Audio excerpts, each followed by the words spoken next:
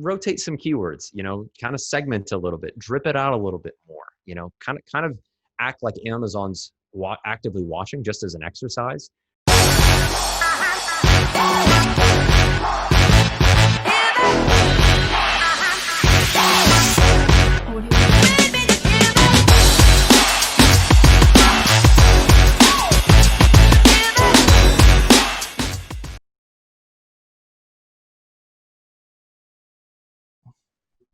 Hello and welcome to yet another episode of Think Outside the Buy Box, where we bring in experts from Amazon communities all across the world to bring you knowledge without a price tag. I'm your host, Saddam Hassan, and today we're joined by Troy Johnston, who is the co-founder of Seller Tools, a robust suite of optimization tools leveraging actual Amazon data. He sold one of his flagship brands for multiple seven figures and quickly moved to consulting for 8 and 9-figure clients on Amazon. Now, Troy is obsessed with creating data-driven solutions for seller tool clients by empowering sellers with the best data alongside exclusive features. Troy, welcome to the show. Wonderful. Yeah. Thank you for having me. Appreciate the intro. Thank you. So, Troy, for those of us who don't really know about your background, how did you get into Amazon in the first place? Yeah, I kind of stumbled into Amazon. It was 2014, really when the idea of FBA was still relatively new, only a handful of programs and kind of thought leaders. And in my corporate gig, my friend and I were kind of consistent in looking for side hustles and new opportunities. And we sort of, in a roundabout way, stumbled into, at that time, Amazing Selling Machine. And that was really how we got introduced. And through consistently looking for a new way to generate income and validate ideas, we just kind of kept going down this path. And it really worked out that both he and I were kind of doing it at the same time. So keeping each other in check and accountability. But it was such a great time too. It was very nuanced, where it wasn't as much of a proven concept as it's been today. But as we know, it was also kind of a great time to get into FBA because there was not the scale of saturation. There was a little bit more predictability in some of the things that you could do. So you kind of had to weigh the lack of proven results, but also the effectiveness where you put $1 in, you get $2 back. And so it really, it really proved itself out. And that started my journey back in 2014. Yeah, about 2014. That's amazing. Yeah, it was a different platform landscape back then. With your partner, did you decide to then sell the brand and then also start Seller Tools? How did that transition happen?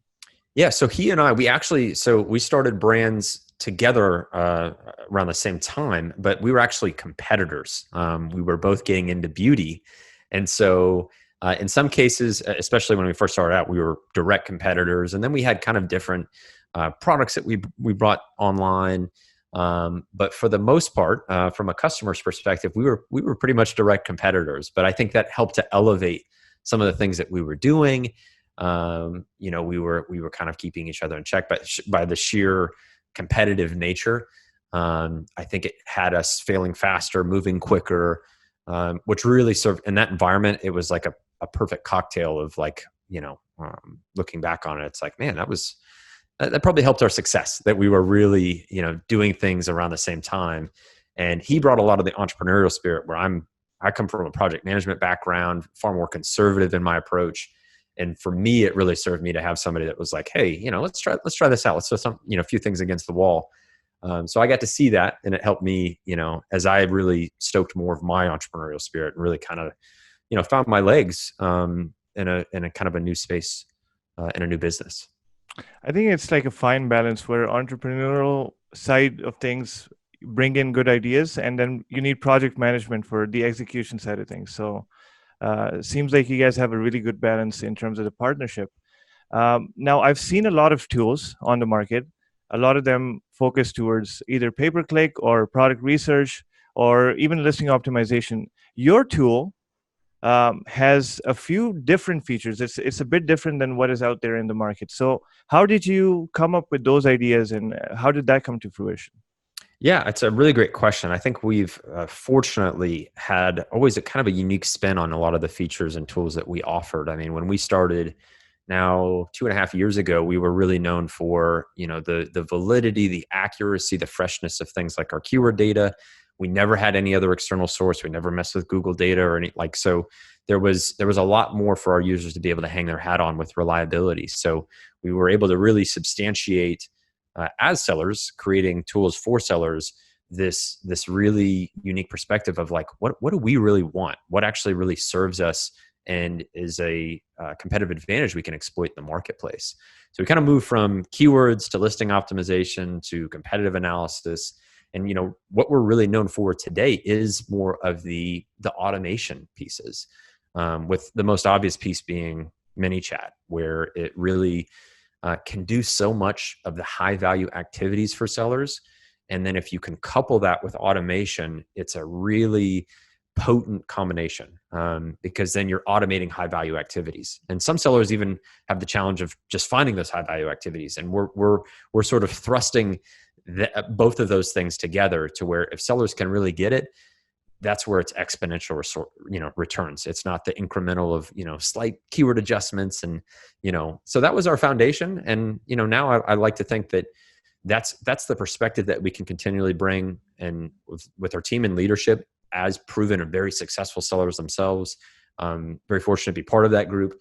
It's what do we really want? What is something that like gives us a unique advantage? And as we manage our own brands, we're sort of like, okay, we can't just drink the Kool-Aid. What is really effective? And evolve the platform, innovate the features based on what we see that we need. Mm-hmm.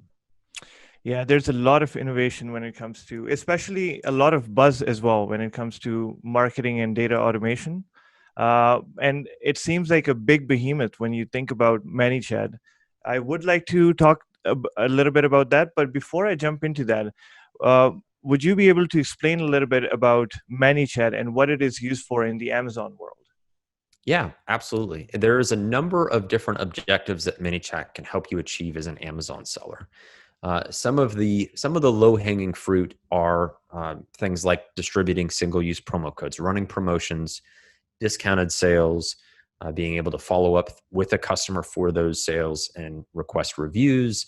Obviously, innately, anytime you engage with a customer through Manychat, you're doing some amount of list building because you're able to build your list of customers there, and you can either re-engage them, build loyalty, do all of those types of things. So the low-hanging fruit is kind of the typical things we can do as Amazon sellers, but we just use Manychat as the means of achieving that.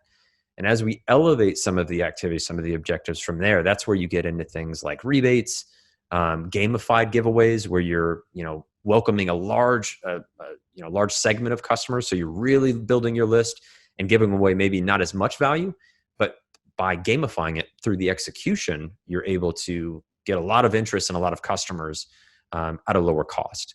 BOGOs are another really great example. Buy one, get one offers are really great. And then other little simple things that, I encourage sellers to think about using Manychat for, where how can you add a little bit of value as an offer to a customer to incentivize, let's say, things like subscribe and save, where, if you engage a customer, you give them for a limited time, we're giving $5, $10 Visa gift cards when you sign up for subscribe and save. That really can elevate your customer LTV for that really small expense. And then you're still getting your list building. You can still re-engage that customer. So Manychat can do a lot of things. But to your point in terms of thinking, okay, how can I just get started? Is think of some of the things that you may already be doing, discounted giveaways, those types of things, doing it in the Manychat ecosystem. There's just no other way to engage with a customer at that level the way that Manychat allows you to do. There's just no real-time communication, immediate support if it's needed, but then also the automation as you evolve that, where you can do it completely hands-off. Because the objective of this is to establish a brand on Amazon.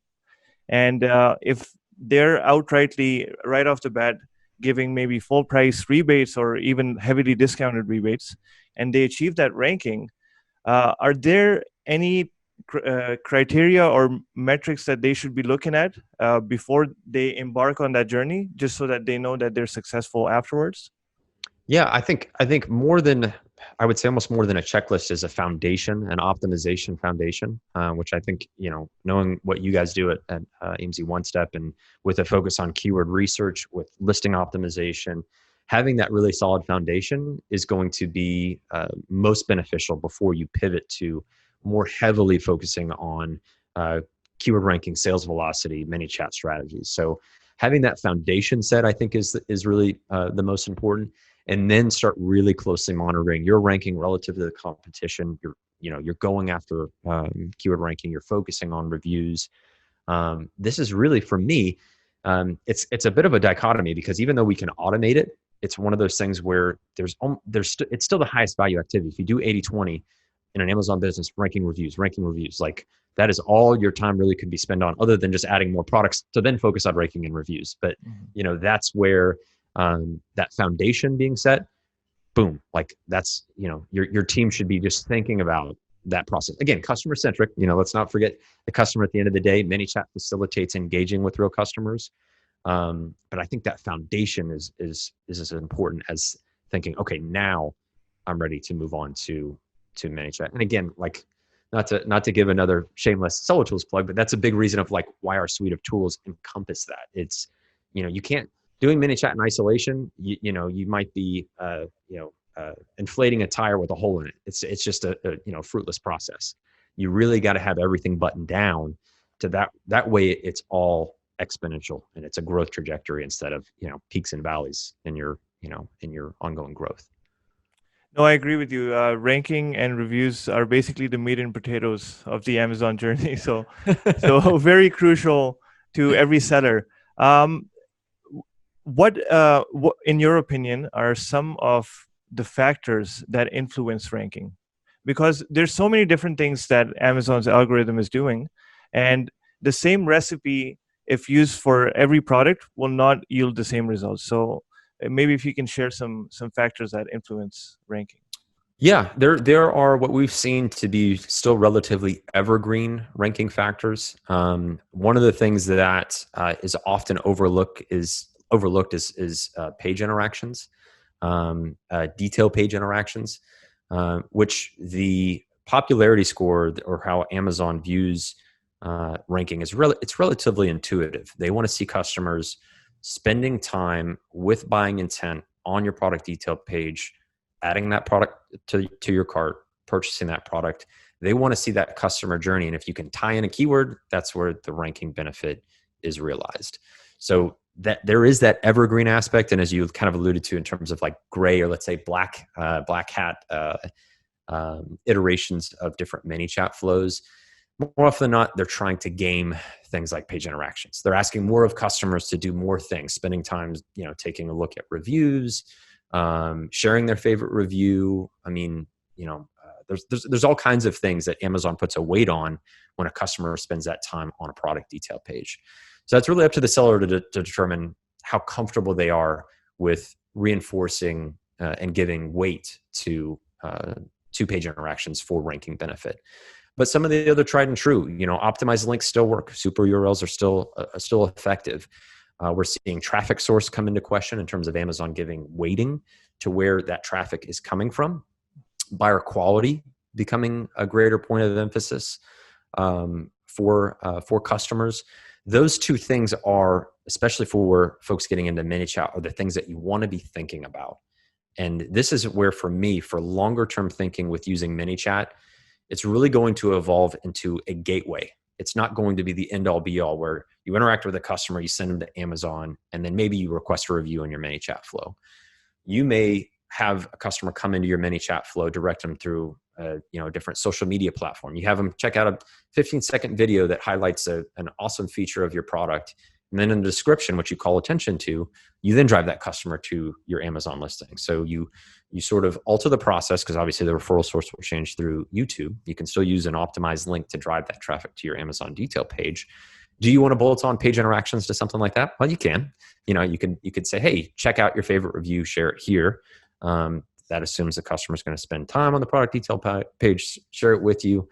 And yeah, so those are some of the factors. I think in the short term, those in terms of ranking variables are going to be rightfully what sellers should focus on. But there are still some of the evergreen pieces. Like I said, optimized links still work. PPC, that remains to be seen in terms of its ranking benefit. Obviously, the diversity of the different ad products that Amazon rolls out, it becomes far more diffuse and harder to really validate, in my opinion, the ranking impact.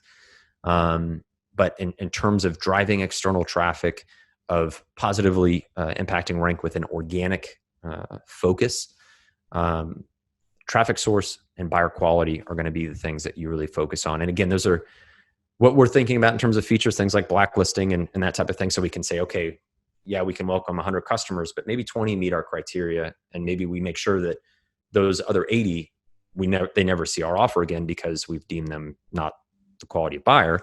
And then we do, my YouTube example for referral source. And then you've got something pretty different than everybody else who's just sending people to Amazon detail pages and, maybe search, find, buy, maybe slight alterations to that. But yeah, I kind of riffed on that a little bit. So hopefully that answers the question, Akil. That was a lot of good information. I feel like I have maybe 8 to 10 different questions coming out of that. So we'll try to tackle it one by one. So you mentioned traffic sources. Mm-hmm. Now, lately I've been hearing a lot about traffic sources and how you need to give Amazon cues that there's traffic coming from different places in order for the ranking to be achieved. With traffic social shares, especially, they're not keyword specific. So how do you inculcate that into your keyword targeting when you're ranking the product? Yeah, no, it's a good question. So we have done some testing, especially with some of the internal brands, to essentially just drive traffic through the social sharing. So we'll test and validate that, and it raises all ships. We do see kind of keyword ranking benefit across all monitored keywords, essentially. I like, because we've tested this as well, is what we kind of term the social link laundering. It's more similar to my YouTube example, where there is still an optimized link creeping up there, but you're diversifying what that touch point is before a customer ends up on your detail page. Whether that's Pinterest, whether that's YouTube, your different social touch points. I like YouTube because it's kind of I would say a more elegant way to do it. But that diversity is really key. And this is where it's showing up in some of our free flows as well, that we're sort of, we're wanting to educate on that. Because it's true. You want to show Amazon, hey, there's buyer intent across a wide variety of sources against this keyword. This, again, to me is where it's a little bit intuitive. Amazon's seeing all the right social signals to elevate your product relative to the competition.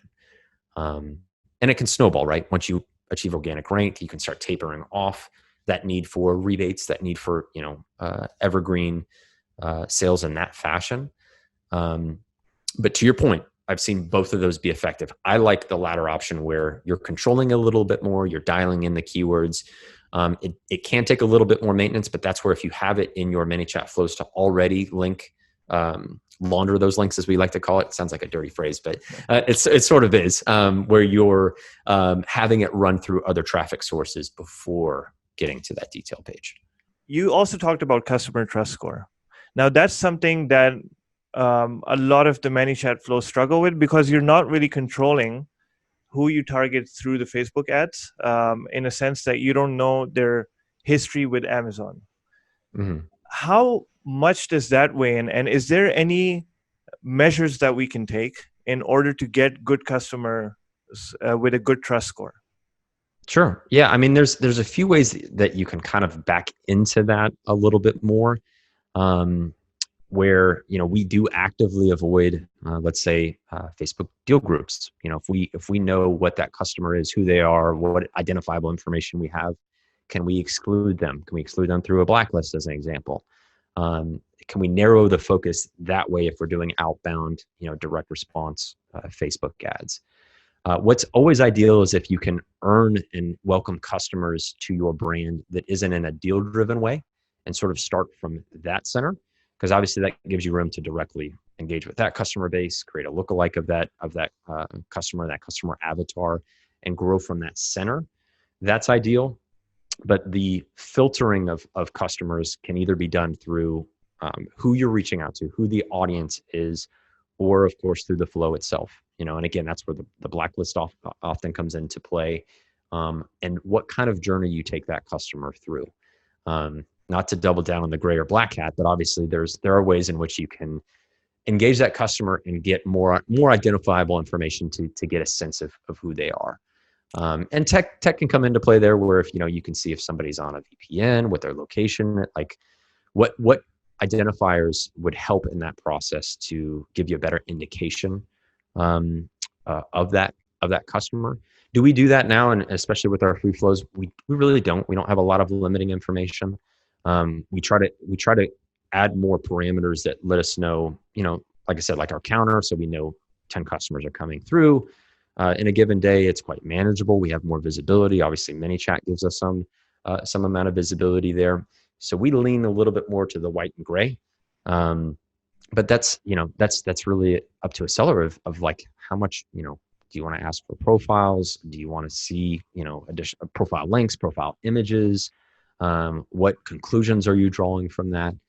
But I think you have to look at that paradigm of, are you starting from a center and growing, or are you filtering, and how heavy are you filtering to the audiences that you're reaching out to? Search find by, you talked about that a little bit. Now with search find by, the common issue is if the keyword is not in the top 2 pages, or maybe the top 3 pages, you have to use either some sort of a super URL or another link. So what do you propose in those circumstances? Yeah, I like a lot of the tried and true optimized links. Two-step field ASIN is still, it's that workhorse that still hangs in there, does the job. If you can fold in some amount of social link laundering, that's ideal. And this is where, again, Manychat really shines as that gateway to be able to achieve it. But yeah, we have kind of a flow that helps to achieve that. It's what we call, I want to say, sprint to 40. But it's all about that of like, how do you get in those top 2 page, much better customer experience for search find by, and use the old tried and true links, and rotate. That's again where the predictability of traffic. If all of a sudden you're getting 30 sales against one keyword, rotate some keywords, kind of segment a little bit, drip it out a little bit more, kind of act like Amazon's actively watching, just as an exercise, and add a little bit of diversity to the things that you do, so it has an organic feel. And that, thankfully, again, Manychat makes it so easy. You can rotate 5 URLs in no time. You can only have 10 folks run per day, so you can really drip. And that type of structure has really been effective. Right now, we're really championing kind of drip giveaways, drip type campaigns. The assumption being Amazon just, hey, they're viewing it as organic. They're positively, rewarding that, and it's proven to be effective. We talked about rotation. So, what's the ideal number of keywords that you should be rotating? Do you have one, or does it maybe depend on the budget of the seller? Yeah, definitely. Budget and inventory are two big things to make sure that you have the readiness, because obviously you need to be able to achieve the right sales velocity, but then also maintain. All of a sudden, you've got a new level of success, and you're moving through a substantial amount of inventory. Is forecasting and making sure that you're planning and budgeting there. But what I typically champion, and what kind of shows up in some of our flows, is right around 4 to 5 keywords. Once you get past, if you're a solopreneur or have a pretty lean team, you don't really want it to get too far out of hand. If you can grow and you can add these robust, kind of modular Manychat flows and really have the time and ability to set them up and maintain those, you can totally increase that. But address those 2 factors. My sweet spot, like I said, is about 5. That's where you can then have some synergy too, because then you can have some potentially mid-range keywords, maybe one that's your heavy hitter, like big win, but rotate that alongside some of your mid-range keywords. Got it. That was good advice. Now this question, I think, is probably the most sought after question. Is what is the ideal number of giveaways that you should be planning in order to get the rank to the top spots?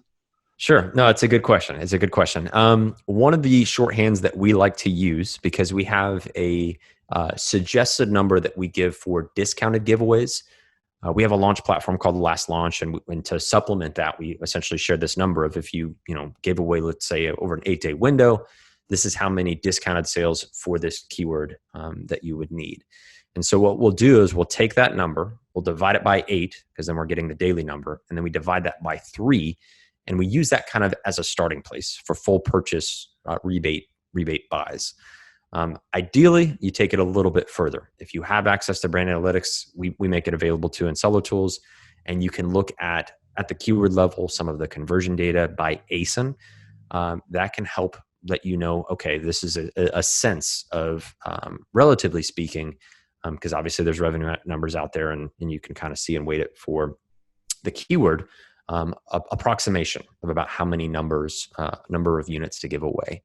But to bring it back to what we've seen be effective with the drip style model, this prolonged launch where you taper off as organic sales increase, usually measured in about 30 days, is that we're ending up in this pocket of about 2 to 7 units a day per keyword, kind of a pretty low but consistent number. And so you can use that last launch, that shorthand. It often lands you in that range unless you're looking at like a 80K plus search volume keyword.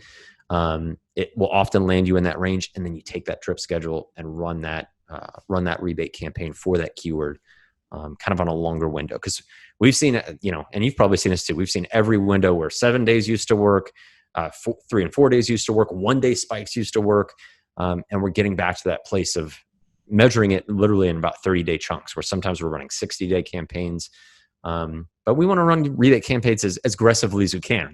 We want it to be tight, but what works is kind of these longer, consistent stretch of sales in an optimized, keyword-driven fashion. Yeah, you're right. It's always the slow burn that's doing the trick now, especially for products that have a lot of history. So they have, let's say, 1 year data. So Amazon knows how much search sales velocity it previously had, and it's really difficult to kind of change that ranking because of that. So we're almost out of time. One last question for you is the future of all of this. Where do you see this evolving? I know Amazon is making a lot of changes. It's going through the same kind of a phase that Google went through, where a lot of the backlinking and those kind of practices don't really work if you try to game the system. So where is Amazon heading with the future of ranking?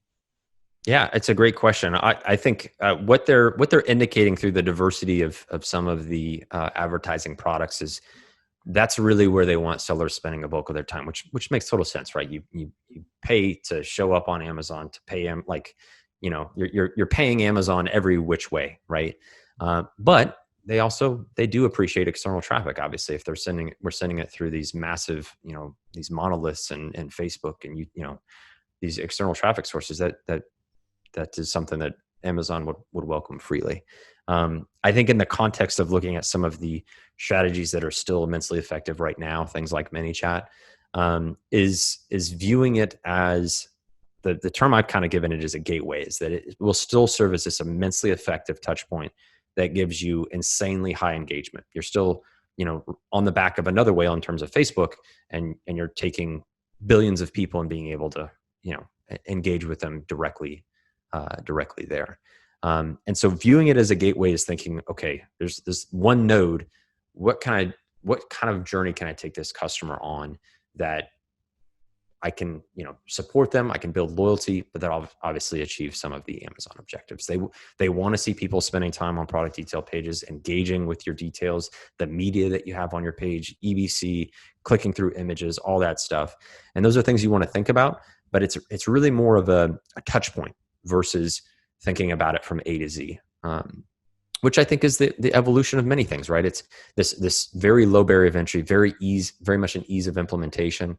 There's just going to be a little bit more sophistication that I think you're going to have to add on.